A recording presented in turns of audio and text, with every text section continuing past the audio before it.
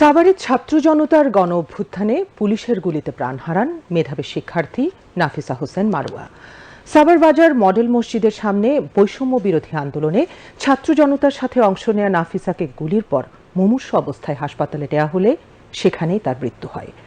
পরিবারের বড় মেয়েকে হারিয়ে শোকাহত পিতামাতা এই হত্যায় জড়িতদের দৃষ্টান্তমূলক বিচার দাবি করেছেন। বিস্তারিত ডেস্ক রিপোর্টে।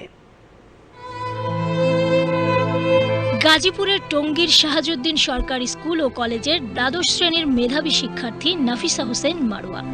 পেশায় চা বিক্রেতা আবুল হোসেনের দুই মেয়ের মধ্যে বড় ছিলেন নাফিসা। অন্য সবার মতো সেও অংশ নিয়েছিল কোটা সংস্কার আন্দোলনে।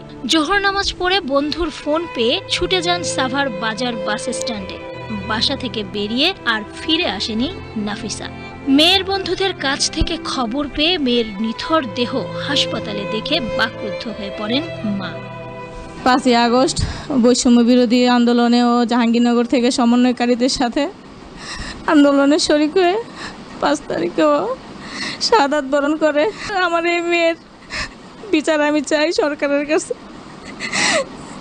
এবং দেশবাসীর কাছে আমার মেয়ের জন্য আমি দোয়া চাই। পুলিশের গুলিতে আহত মুমূর্ষ নাফিসা হোসেন মারুয়ার মৃত্যুর দৃশ্য সেদিন কাঁদিয়েছে বহু হৃদয়কে। আন্দোলনে অংশ নেয়া এবং বন্ধুদের সহায়তা করার জন্য উদ্গ্রীব ছিল নাফিসা। এ নিয়ে বাবার সাথে মান অভিমানও চলছিল। তার শ্বশুর বাড়ি সাভারের বক্তারপুরে। মেয়ের মরদেহ কোথায় দাফন হবে সে নিয়েও বিপাকে পড়েন অসহায় পিতা।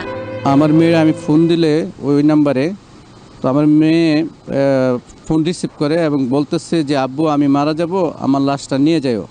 যদিও আমি গরিব মানুষ, আমি অনেক কষ্ট করে মেয়েটারে মানুষ করছি। স্বৈরাচার সরকারের পুলিশ লীগ, স্বৈরাচার সরকারের যে আওয়ামী লীগের যারা আছে তারা আমার মেয়েটারে আর বাঁচতে দিল না।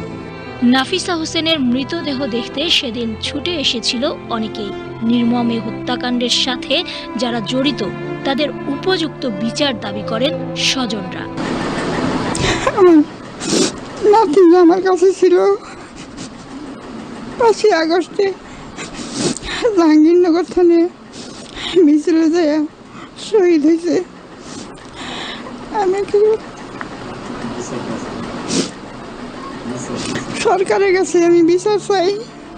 বাবার বাড়ি গাজীপুরের এরশাদনগরের কবরস্থানেই দেয়া হয় শহীদ নাফিসা হোসেন মারুয়ার কবর। আজ সেই নাফিসা নেই, কিন্তু পড়ে আছে সেই বিছানা, সেই পড়ার টেবিল।